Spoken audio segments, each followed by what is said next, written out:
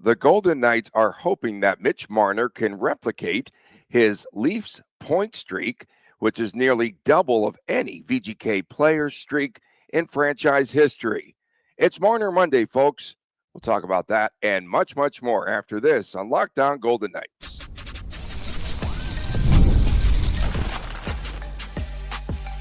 You're Locked On Golden Knights, your daily podcast on the Vegas Golden Knights, part of the Locked On Podcast Network, your team every day.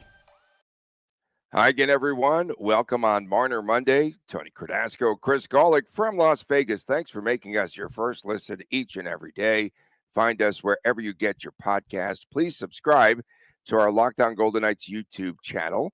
I'm a veteran sportscaster, marketing consultant, and the host of Believe in Vegas podcast. And Chris is the owner of Silver State Cards and Sports and the collectibles editor for the Hockey News. Now, coming up today on this very program, of course, it is Marner Monday. We'll have all things Mitch Marner. Also, why waste time drafting and hoping? That's an interesting topic that my man Chris came up with. And it would be nice if... We are brought to you today by Monarch Money. Use the promo code LOCKDOWNNHL. Receive 50% off of the first year at monarchmoney.com. Marner Monday. We've got Monarch Money, Marner Monday. This is really difficult. It's all happening on a Monday. Yeah. Did you know that Mitch Marner, Chris, holds the Maple Leafs franchise record for 23 games with points? So that's his record, 23 points. He's scored points in consecutive games. Jack Eichel holds the VGK record in scoring, and that is 12 straight. Look at that disparity. So 12 for Eichel, the franchise leader, 23 for Mitch Marner. VGK would like to see these two have point streaks this upcoming season.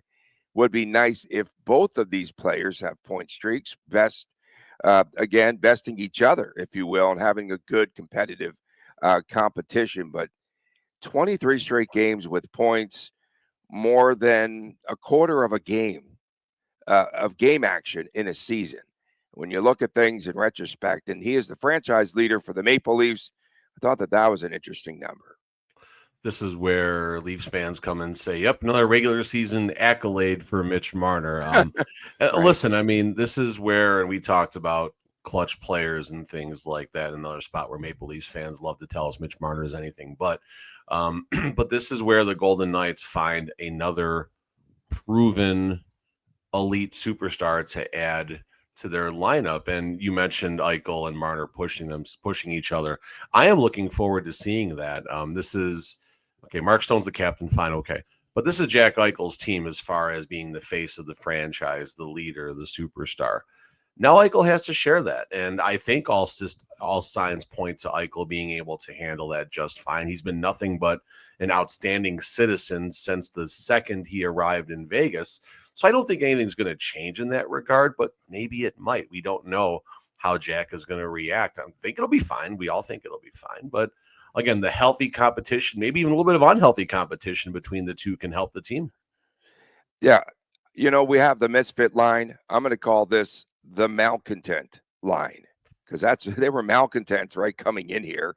Supposedly, Eichel and Marner, and probably Dorofeev's got some kind of malcontentness in his system, in his blood. Tomas Hertl is second, 11. Pacioretty, 11, consecutive point streak. Marchessault 7, which I thought was interesting because I was looking it up last night and trying to figure out. I thought Jonathan Marchessault might have been up there as the leader in a point streak for VGK. And meanwhile, Chris, former Leafs player Matt Martin, alliteration, Matt Martin, Monarch Money. Marner Money. Marner Monday. Boomer Esiason's son-in-law, in fact, Matt Martin, told Cam and Strict on that podcast, people cannot stop talking about Mitch Marner. This is the summer. This is hot Marner summer, if you will. He said that Marner is an exceptional player. Any given year, he's a top 3 winger in the NHL. He said that Marner gets extreme criticism being a star in a team that just couldn't advance in the playoffs. And he said the media pressure was wearing on Matt Marner. Mitch Yeah, I Marner. mean, Mitch Marner. the markets Quit it. definitely have some Quit it with the changes. alliteration in the morning. Go ahead. Sorry. The markets definitely have differences in the media. I mentioned a few times that I talked to Ryan Reeves about that at the softball game 2 years ago, and he wasn't dragging the local media in Vegas as being soft or anything like that. But it was just, oh, there's just more of them. There's just more of them. They're always on you, and stuff like that. So it's certainly going to be a different adjustment for Marner in that regard. Maybe a little less pressure after the game when the microphone's in front of him, but the pressure to win, I think, is far greater in Vegas. And that's what I think a lot of people don't understand. The Hockey Writers, this is the article you shared with me from a Paulo Go. I hope I said that properly.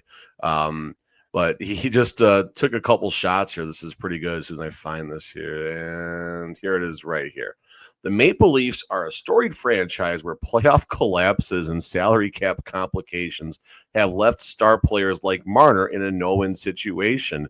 Meanwhile, the Golden Knights offer what the Maple Leafs haven't: a proven, stable organization that knows how to build winners quickly. What a statement! What a couple lines there in that article. And again, it's just a tribute to the work that George McPhee and really Kelly McCrimmon, who's been the brains of that part of the organization since day one. And the fact that they're doing laps around teams like the Maple Leafs it's awesome. And the Hockey Writers, they wrote this story that you just mentioned and alluded to. They say that the system under Bruce Cassidy is better for Mitch Marner, although Berube up there, is a straight ahead, north-south type of a coach. And they were better under Berube too. They were better under Berube, yes. And it's a more aggressive style. And they said something that was pretty interesting, because they said that the Craig Berube system didn't really allow Marner to be himself. And who knows, like what Cassidy's going to drum up here to allow Mitch Marner to become like an even more elite player. And as we had talked about that Martin quote of him saying this is a top 3 winger year in and year out. Something else that was pretty interesting that Matt Martin said, he said even at age 18, 19, he was a guy that just brought everyone together. It doesn't seem like the guy that they paint this picture of in Toronto. Well, so rewinding the clock 1 second, a Berube's system is just fine for Mitch Marner. He had 102 points last season for a career high. So everyone pumped the brakes. Not as high as point per game percentage necessarily like 21-22 was, but Mitch Marner was just fine under that system. And then the second thing you just said was, bring me back really fast. Oh, no, just at 18, 19 years of age. Brings everyone together. Okay, I got it now. Remember, Marner had said, oh, yeah, my wife and I like to bring the team together. We have gatherings at our home. I'd like to be in touch with the boys. They're men, okay? These are all the other boys, guys, in hockey land. These are all the things that the Toronto media and Toronto fans all of a sudden forget about and dismiss. At first it was when the rumor of Mitch Marner leaving the Toronto Maple Leafs was happening. It was, oh my God, we can't lose Mitch Marner. This is terrible. To the moment Mitch Marner is gone, all of a sudden, all these stats come out about his playoff record and all these terrible things him and his dad do through the media and stuff like that. Like, it's typical emotion and everything. But we've been down this road before with a player who was painted as maybe not the best locker room character in Jack Eichel. Malcontents. They're malcontents. Yeah, they're exactly. No, that's another buzzword we can use. We've been down this road before. We've seen the strength of the VGK leadership, management, locker room, coaching staff as far as being able to what they did with Jack Eichel and other players throughout their history. So there's no concern at all. And the stuff you mentioned about Marner bringing the team together at his home and everything, it's going to be just fine with Mitch Marner in Vegas. And he might even score a goal in Game 5 of the playoffs. I know we're getting a little ahead of ourselves now, but Yeah, for sure. And nonetheless, Mitch Marner definitely will benefit from a fresh start here in Las Vegas, away from that media, which they say is so difficult in Toronto. Coming up next, Why waste time drafting and hoping? That's our topic. And we'll get to that as we return on this Marner Monday edition of Locked On Golden Knights. Have you ever checked your bank account and wondered where did all my money go between dining out, Credasco online shopping, entertainment, blah, blah, Hockey blah? equipment. A lot of stuff. What's that? How about Hockey the equipment today? Oh, how about we're clean today? So I fixed everything in the Dasco studio. We are good to go. And Monarch Money, they definitely are your personal CFO. They give you full visibility and control over your finances. Monarch Money isn't just a budgeting app, it's a complete financial command center. You can track all of your accounts, investments, and spending all in one place. So stop managing your money and start to build your wealth. And of course, when I started to use Monarch, I realized that I do get out of hand with online shopping. It's at that point, man, where I just really need intervention, probably. Take control of your finances today with Monarch Money. Use that promo code LOCKEDONNHL at monarchmoney.com, and you'll receive 50% off of your first year. Again, go to monarchmoney.com, and you will get 50% off of your first year by using the promo code LOCKEDONNHL. Welcome back on this edition of Locked On Golden Knights. Dude, all those M's. This is the Eminem Show today. Like Monarch Money, Matt Martin, Mitch Marner. My goodness. We appreciate you tuning in. Thank you so much. Of course, don't forget on Fridays, we've got WTF Day. That'll definitely come up with the alliteration on Friday, I'm sure. And, of course, Saturdays sometimes, the Chris Times Chris Jr. Show. And we appreciate everyone, especially our everydayers, for tuning in. So, Chris, the premise of this next segment is VGK really doesn't need to develop players that they draft, perhaps, bring up through the ranks of the ECHL, the AHL, the OHL. So, a nice story. Maybe we'll talk about that someday. The Q. Just wait until the trade deadline, I guess, would have to be the MO of another M of this organization, and make deals for veteran players and get players that have experience. I'd say Mitch Marner is already developed, suffice to say. Yeah, no, sorry, I wasn't sure if you were done there or not. No, I mean, sure listen, what got me going is, and it's a graphic I saw probably not long after the Marner trade was official a few weeks back.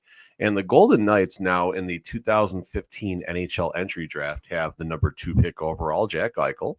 The number 4 pick overall, Mitch Marner. The number 5 pick overall, Noah Hanifin. So, yes, it would be nice if the Golden Knights did have, one of those landmark picks and everything. But I believe the highest the team drafted was 6th overall in the expansion draft. And the expansion season, I should say it like that, not the expansion draft. And it was Cody Glass. So, again, that's not saying that it doesn't always work out when you get one of those good draft picks. But why not just let other teams do the work for you and find ways to trade for their talents? And that is what the MO, not MM, MO of the Vegas Golden Knights are. They find ways to acquire these players. And, I mean, what have they given up for these players? If you want to just think about this on paper for a second. Jack Eichel was Alex Tuck and Peyton Krebs, and I think a no-name draft. The trade for Mitch Marner was friggin' Nick Waugh. Now, there was more to that story, but on paper, It's Nick Waugh. And then I believe the Hanifin trade might have been the trade that had the most draft to capital go the other way. But yeah, they had draft so what? Cap. After those picks. And on Marner Mondays, MO stands for Marner Operandi. Marner VGK, what? Operandi. Okay. It's modus operandi. So the trade real fast for Noah Hanifin before you get going here. Scraps. It was Miramonov was the player involved, and then a first round pick in the 2025 NHL draft, and then a conditional 3rd round, which might have gone up with the Golden Knights doing something. So either way, what have they given up for these players? That's the funniest thing here. Yeah, Flea City is what it is. They give away nothing. And VGK, an organization now that is interested always in improving their roster. And Do you feel that veterans within the team now are becoming increasingly uncomfortable?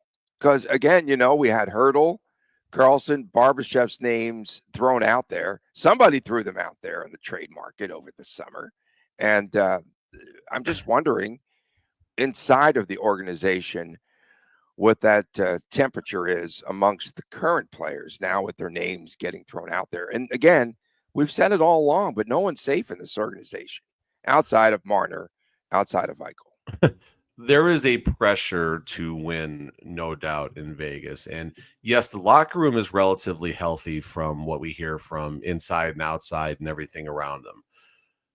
The pressure maybe doesn't make it as healthy or as comfortable as people think, though, because at any given point, it could be your day. Now, there's no trade clauses. There's a lot of things, a lot of moving parts when it comes to making deals and things like that.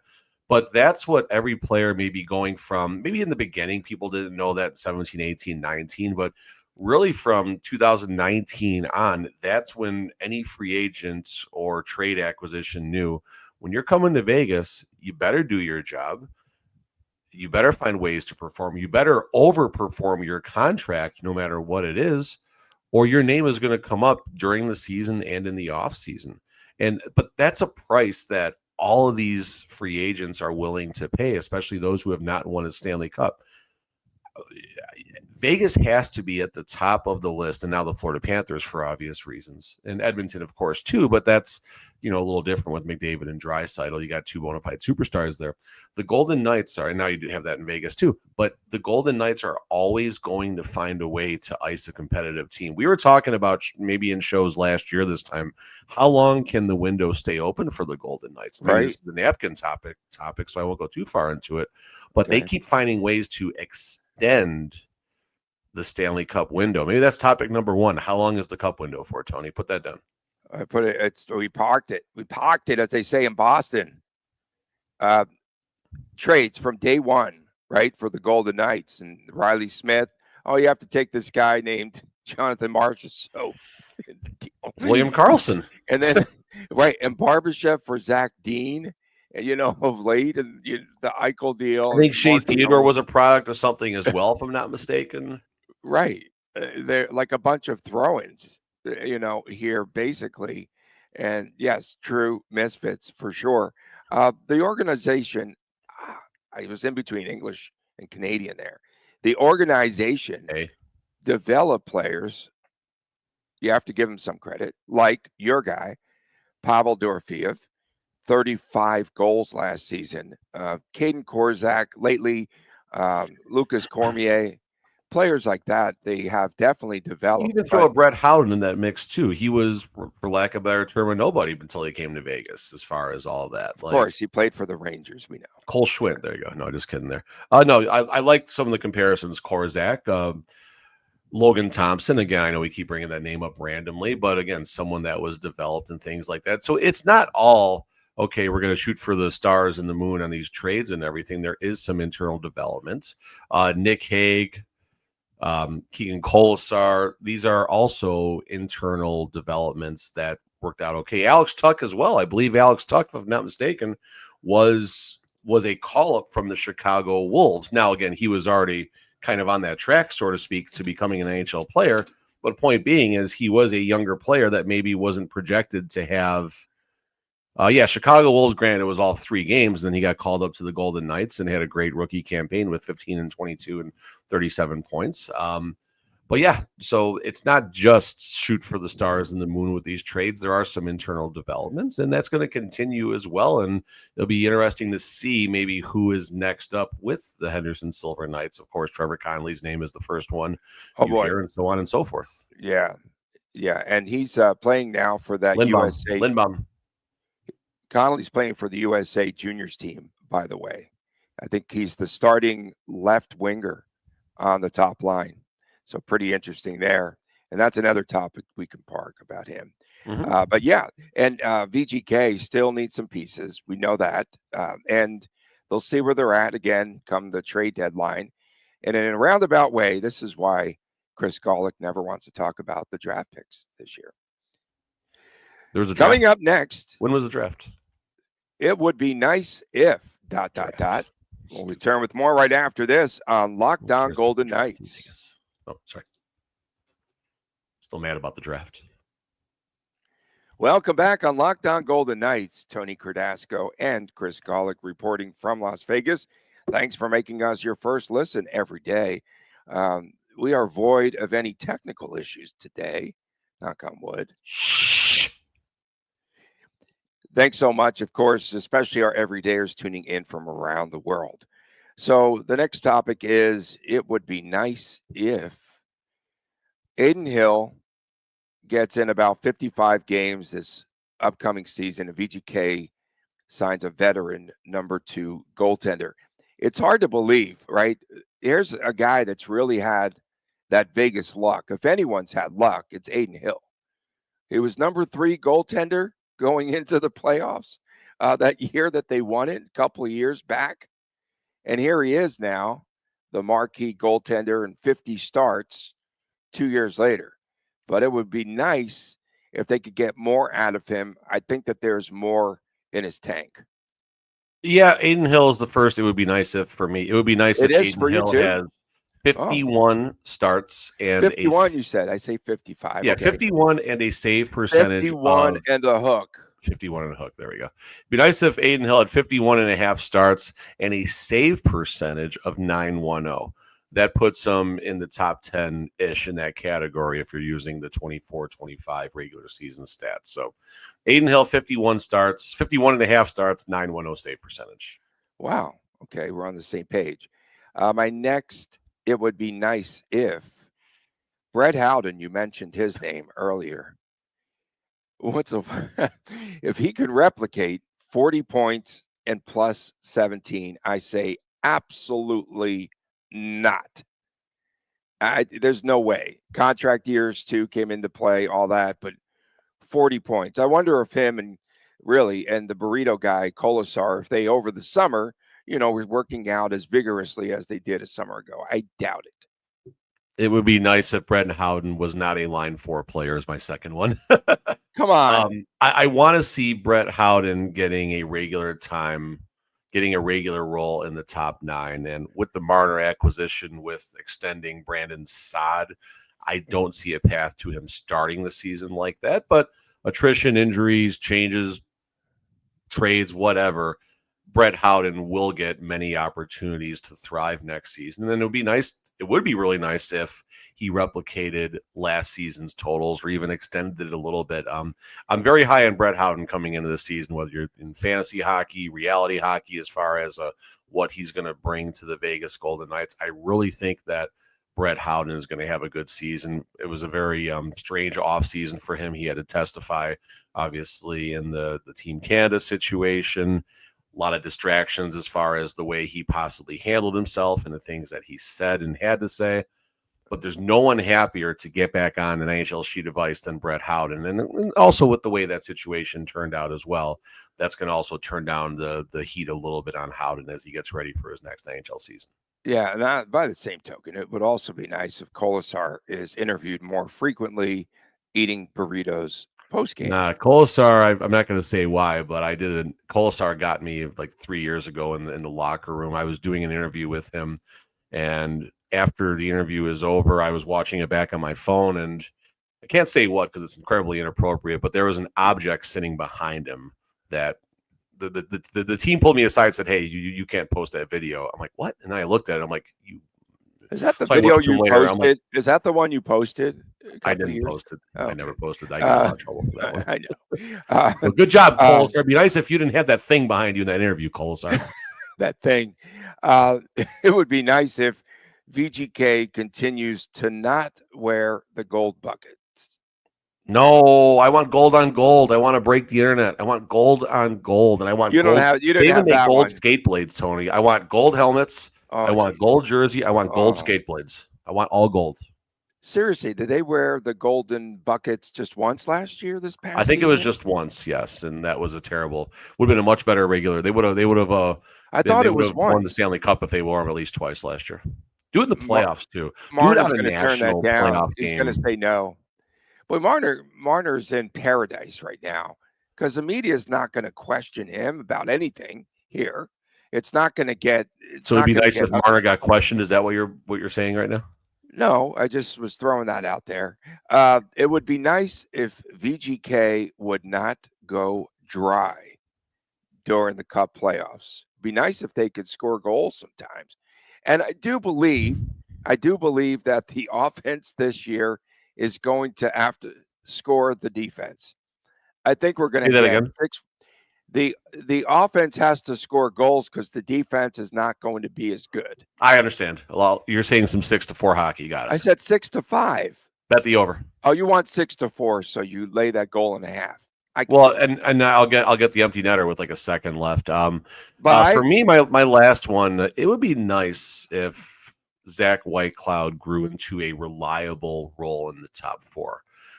Zach Whitecloud and Adin Hill probably have the most pressure on them coming into the season. Mitch Marner, I guess, fine because of the superstar and all that, but Marner, I think, is not going to have any issues doing what he needs to do. But Zach Whitecloud, we have talked about, it just feels like he has gone in reverse a little bit. I don't care what his stats are, just the eye test of watching Zach Whitecloud. So Whitecloud is possibly the most important Vegas Golden Knights defenseman should the team not trade for Rasmus Anderson in this offseason, which still could very well possibly happen. You just never know with Kelly McCrimmon. So it'd be nice if Whitecloud just became that reliable top four defender that the team hasn't projected to become. It would be nice, too, if Pavel Dorofeev is that Russian scoring machine. If he can score a goal, if they're top heavy on that top line, man, the sky is the limit. I was watching that charity game last week, and Dorofeev was playing in it. He beat Ottinger on the backdoor side. That wasn't good hockey. I watched a little bit. I know. I watched a little bit of it too. But Pete DeBoer then came out and he pulled Ottinger. It's kind of crazy out of the clouds. I'll be playing some non-charity hockey this morning in America First. Get back on the ice. See if we can get a couple goals today. I mean, there's a lot of nice to haves here, right? It'd be nice if I got a goal today when I'm playing at It would be nice if Golick could score a goal. Dude, you do look like Charlie Connelly of roller derby with that helmet on. You need to Google it someday. Charlie Connelly of roller derby. All right, hold that thought, Tony. Yeah, you need to definitely. That's what you look like. One of those old school like roller derby guys. Charlie Connelly. What the hell? Is he on there? Say that. Yeah, you can. This dude looks like Joe Pesci. Okay, well, none of the pictures have him wearing a helmet. Well, that was roller derby back in the day. I don't know who it was. I don't know the individual's name, but like one of the greatest sports segments I think I've ever watched. It's a roller derby segment where dude kicks a dude in the head, does a flip, harpoons the guy over him, gets the whatever they call it when they like the slingshot and all that. It's such a great. I'll find that and I'll post it later. It's like a 40-second YouTube video. It's amazing. Announcer going crazy. Has the Golick family watched Happy Gilmore 2? I have not yet. I don't have Netflix, number one, so I gotta find a pirated way to get my hands on it. Yeah. But no, I mean, all the reviews seem like it was okay. It wasn't. I think it's what people expected it to be. Not great, but nostalgic. I turned it off at least twice, like going, "This is just too much." It was excessive. The trailer didn't do much for me. I'll be honest with you. But I'm going to see Naked Gun. We're going to see Naked Gun on Friday. You're going on Friday to see it. I'm going to see Naked Gun. I cannot wait to see that. Liam Neeson, of course. You saw some of those. Did you see some of the teasers there? How would you like your water? Sparkling. They stick a sparkler in it and hand it to him. Oh, it could be good because Liam Neeson is just the perfect person to play. He really is. He really is. I'm so excited for it. I'm so excited for it. But what I was going to get at is in Happy Gilmore 2, they have so many cameos. There's like 71 or something, I think. I couldn't keep up. I was trying to 70 cameos. I know former Las Vegas Aces player, localization here, Kelsey Plum was in the movie. Cody Rhodes, WWE wrestler, Cody Rhodes. I missed that one. But what Golden Knight? Wait, no, that's Naked Gun. That's Naked Gun. Sorry. Okay. What Golden Knight would be good to have a cameo? I would have said Marchessault back in the day. I think Reeves, a former Golden Knight, would have been great to have in that movie. So who's that flamboyant player today? Is there anyone? No. Is there? Think about Marner is the layup. I don't know. Mark Stone. Of course. He could be 'Cause it's serious. Marner and punch someone Monday. in the face. We appreciate everyone tuning in, especially our question. everydayers tuning Great in around the globe. You'll sleep on that one. Don't forget, we'll be back again tomorrow. Yes, it is a summer schedule, but the beat goes on for us. For my man, Chris Golick, I'm Tony Cardasco from Las Vegas, and we'll see you again tomorrow right here on Locked On Golden Knights. Please take care.